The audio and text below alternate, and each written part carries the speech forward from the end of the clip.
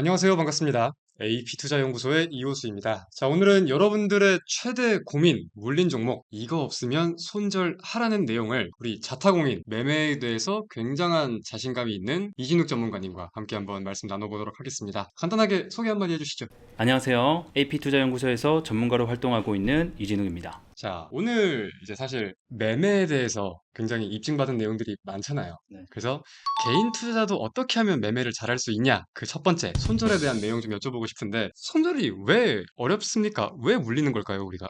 손절이 어려운 이유가 몇 가지가 있는데 그 중에 가장 저는 이게 크다라고 보거든요. 과거에 존버를 했다가 탈출하고 수익했던 경험이 있는 거예요.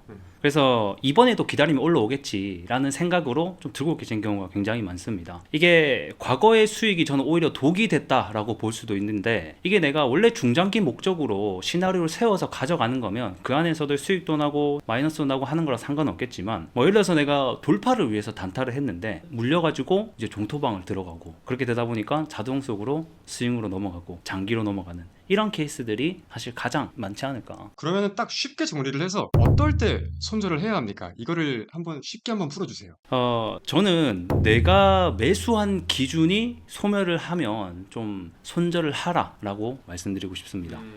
그럼 매수한 기준이라고 하면은 뭐 단순하게 돌파, 눌림 이런 차트적인 관점뿐만이 아니라 예를 들어서 또 어떤 것들이 있죠? 뭐 예를 들어서 내가 뭐 삼성전자 실적을 보고 매수를 하고 싶다, 또는 잘 나올 것 같다라고 생각을 해서 했으면 발표하는 날에는 뭐 매도를 해야 되는 걸 수도 있는 거고, 일정을 내가 보고 매수했으면 또 매도를 해야 되는 거고, 또는 뭐 방금 말씀하신 대로 돌파를 했는데 돌파가 안 나와, 그러면 팔아야 되거든요. 근데 이제 보통은 스윙으로 넘어가죠. 그때부터 이제 보유해야 될 이유를 찾기 시작하고. 그렇죠. 제로를 그때부터 찾기 시작합니다. 그죠, 그죠. 네. 개인 투자자가 공부를 하게 되는 과정 중에 하나잖아요, 그게 또. 맞습니다. 근데 웃으면서 얘기를 했지만 여러분들이 이거를 잘 기억을 하셔야 되는 내용이 뭐냐면 굉장히 중요한 말이 나온 거거든요. 사실 매매를 굉장히 잘하는 사람, 우리가 흔히 전문가나 트레이더라고 하는 사람이랑 일반적인 개인 투자자의 가장 큰 차이는 입절을 얼마나 잘하냐가 아니라 손절을 얼마나 잘하냐예요. 그래서 거기에 대해서 가장 쉽고 명확한 방법들을 지금 이제 우리 진웅님이 말씀을 해주고 있는 거니까 주목을 잘 해보시길 바랍니다. 자, 그렇다면은 기본적인 손절 기준은 말씀을 해주셨고, 자, 결국 근데 어쩔 수 없이 지금 마이너스 40%, 네. 마이너스 50% 간 것들이 있을 수밖에 없어요. 그렇죠. 이런 경우는 좀 종목을 어떻게 바라보는 게 중요할까요? 일단 마인드셋을 좀 다시 고칠 필요가 있는데, 이게 방금 아까 말씀 주셨듯이 초보일수록 손절이 좀 잘 안 나가고, 매매를 많이 하고 나의 기준이 확립되면 손절을 굉장히 칼같이 잘 하게 되거든요. 그런 생각 차이가 뭐냐면, 이 초보자들은 방금 말씀하신 대로 기다리면 올라올 거야 라는 생각을 가지고 있다고 하면, 좀 고수나 잘 하시는 분들은 이걸 보유하고 있다라가는 더 큰 손실로 이어질 수 있다라는 생각을 항상 가지고 있어요. 그래서 이게 50만 원에 마이너스 손절이 나갈 게 200, 300으로 넘어갈 수 있다라는 항상 생각을 하고 계시면, 즉 최악의 시나리오를 항상 생각하고 있으면 손절이 그래도 좀 잘 나가게 되거든요. 그러니까 약간 마인드셋을 300만 원 잃을 뻔한 거 그래도 20만 원으로 막 끝났네. 그죠? 이렇게 생각해 볼 수도 있는 그죠? 거네. 약간 원형적 사고라고 하죠. 요새. 럭키비키. 럭키비키한 사고를 좀 가져오시면 좀 손절이 그래도 좀 잘 나갈 수 있지 않을까. 지능님은 그럼 손절에 있어서 초보 축에 속합니까? 고수 축에 속합니까? 저는 뭐 완전 칼 같아요. 그래요? 제가 손절한 기준에 딱 이탈하는 순간 뒤도 돌아보지 않습니다. 이게 또 부끄러워서 고수라고 말씀한 거. 대신 다시 그 종목도 잘 안 쳐다봐요. 대신. 그래요? 네. 정이 떨어지는 거. 네. 그래서 아까 방금 제가 말씀드린 매수한 기준이 이탈하게 되면 손절을 하라라고 설명드렸는데, 이게 또 사람이라고 하는 게 기계가 아니기 때문에 물리는 게 결국 생길 수밖에 없거든요. 그럴 때에 손절 기준을 말씀드리면, 향후 주가가 오를 만한 기대감, 즉 재료가 존재하는가 여부를 저는 꼭 체크하라 라고 설명드리고 싶습니다. 그 중에 여러 가지를 체크해야 되는데, 아무래도 제가 꼭 체크하는 것 중에 하나가 이 전방 산업이 좋아지는가, 이런 업황 체크를 저는 꼭 하는 편이거든요. 예를 들어서 내가 건설주에 물렸어. 그러면 이제 최근에야 뭐 금리 인하의 수혜주로 섹터로 뽑혀가지고 수급 심리에 대한 기대감이 불고 있지만, 이거를 하나하나 까보게 되면 사실 건설이 이 원가율이 높은 적자 사업장이 21년부터 23년까지 굉장히 많이 있어서 이게 실적에 지금 계속 악영향을 미치고 있는 거거든요. 그럼 이게 언제쯤 개선이 되냐? 이게 26년은 돼야지 우리가 실적으로 그래도 조금 나아지는 것을 확인할 수가 있단 말이에요. 그러면 지금 24년도니까 최소한 1년 정도는 더 보유를 해야 되겠구나.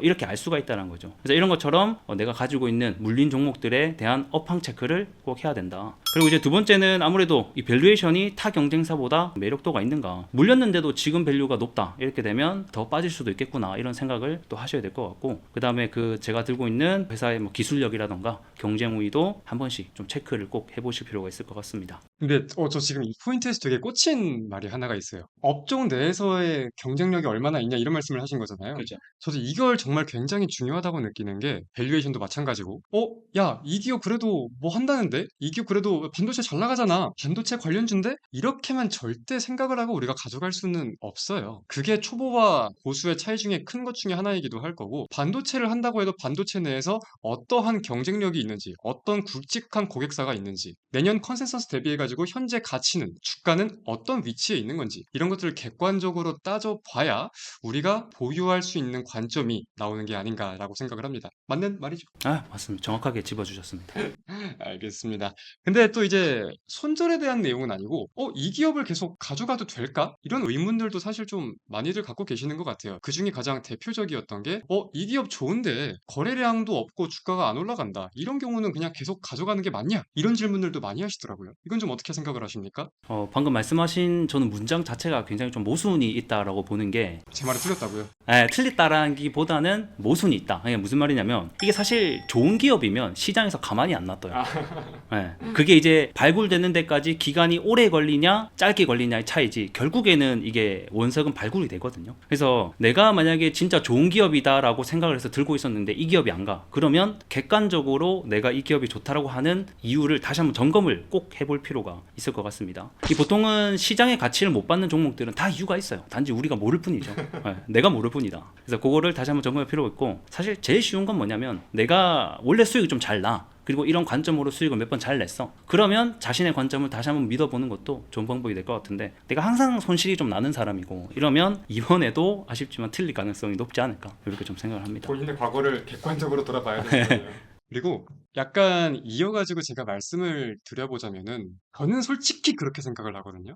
21세기 정보화 시대에 저평가 기업이라는 건 없어요. 물론 뭐 실적 대비해가지고 현재 PER이 어떻고 PBR이 어떻고 이런 것들은 있을 수 있겠지만 사람들이 몰라서 이 종목이 숨겨진 거다. 이게 오래 지속될 수는 없다고 저는 생각을 하거든요. 그래서 아까 말씀하신 대로 객관적으로 이 기업을 한번 돌아볼 필요가 있다. 이렇게도 정리를 한번 해볼 수가 있겠습니다. 그래서 보통 개인 투자자분들이 놓치는 관점 중에 이런 것들이 많은 것 같아요. 만약에 내가 매수한 관점이 실적이라고 칩시다. 네. 그러면은 실적이 좋아지는 것 같아서 3년 연속으로 실적이 우상향을 해서 매수를 했다고 할 수가 있는데, 자, 이게 과연 지금 어디까지 반영이 된지도 우리가 분명히 확인을 해봐야 되잖아요. 그렇죠. 이런 것들을 조금 쉽게 알아볼 수 있는 방법들도 있나요? 뭐 아까 방금 말씀해 주듯이 그 매수하기 전에 이제 개인들이 자주 놓치는 관점들이 몇 가지가 있습니다. 뭐 사실 이게 굉장히 많아서 이거 하나하나 다 따질 수는 없겠는데, 일단 저는 그렇게 얘기를 드리고 싶은 게, 우리가 가게에서 물건을 10,000원짜리 20,000원짜리 하나 사더라도 성능 다 따져보고 다른 데 가격 비교 다 해보고 사잖아요. 근데 막상 주식 투자할 때는 수백만 원 수천만 원을 누구의 말 한마디에 의해서 좋다더라 라는 말에 사고, 이런 경우 굉장히 많아요.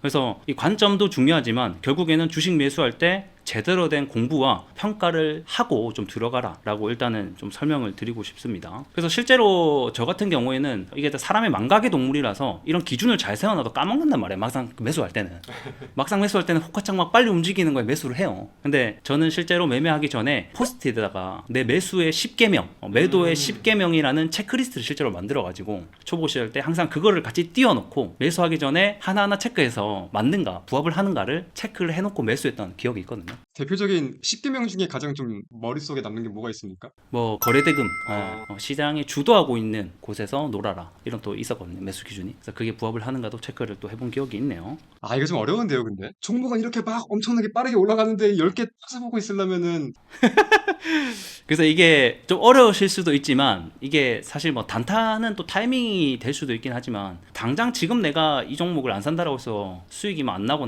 이렇게 결정이 저는 된다고 보진 않아요.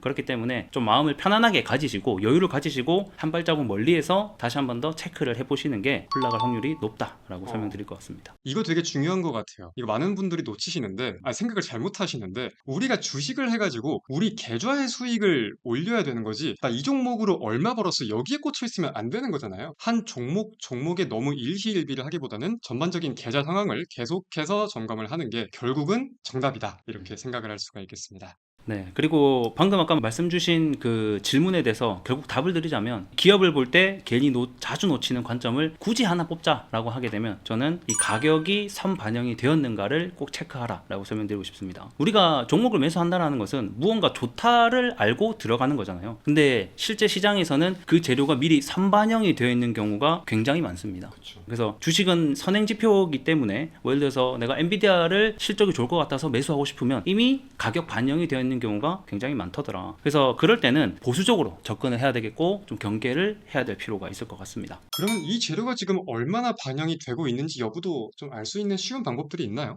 시장의 재료를 크기를 파악할 수 있는 방법이 있죠. 근데 이거는 사실 섹터마다 다 다릅니다. 뭐 예를 들어서 바이오다라고 하게 되면 그 임상 규모나 시장 규모를 측정해서 그 회사가 가지고 있는 재료가 투입이 됐을 때 향후 얼마 만에 가치를 땡겨올 수 있냐. 그럼 이거를 매출에 반영했을 때 향후 시가총액과 수익을 비교를 해서 가치를 매겨볼 수도 있는 거고, 뭐 이렇게까지 나는 못하겠다. 그렇게 되면 그냥 정말 단순한 것은 이 재료로 주가가 얼마만큼 올랐느냐 이걸 체크해 봤을 때 뭐 아까 제가 1편에서 말씀드린 뭐 100% 이상 상승했다 바닥에서부터, 또는 우리가 흔히 얘기하는 템버거가 나왔다, 너무 많이 상승한 종목들은 좀 기피할 필요가 있을 것 같아요. 기본적으로 해당 내용들을 가지고 부각이 되었다라는 거는 일단 반영이 되었다는 거니까 그죠. 그때부터 이제 우리가 기술적인 분석이라든지 다른 내용들을 종합해서 매수를 고려를 해야 되는 거겠네요. 맞습니다. 알겠습니다. 또 이제 개인 투자자분들이 사실 돈을 못 버는 이유는 익절을 못해서가 아니라 손절을 못해서잖아요. 그렇죠. 그죠. 네. 그래서 오늘 이렇게 손절에 대한 기준이나 조심해야 될 내용들, 그리고 우리 이진욱 전문가가 실제로 업계에서 활동을 하면서 느낀 꿀팁들 정리를 드린 거니까 오늘 영상 필히 좀 도움이 되셨으면 좋겠습니다. 여기서 마치겠습니다. 감사합니다. 고맙습니다.